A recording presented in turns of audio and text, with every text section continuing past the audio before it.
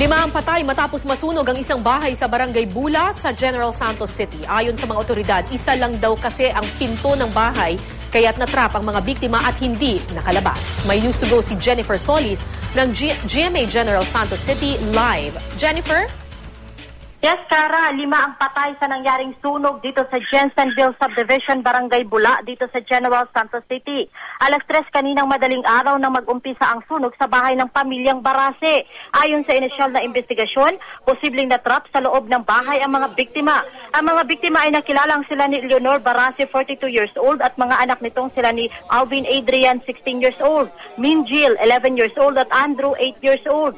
Damay din sa sunog ang katulong ng pamilyang Barase na nakilala lamang na si Judith. Ang ama ng pamilyang Barase na si Aldrin ay mag-iisang linggo pa lamang na nakaalis papuntang Doha, Qatar. Natagpuan ang isa sa mga biktima sa isang kwarto, 3 naman ang nasa may kusina at isa sa maid's quarter. Inaalam pa ngayon ng kawani ng Bureau of Fire Protection ang sanhi ng sunog. Jennifer Solis, GMA General Santos City.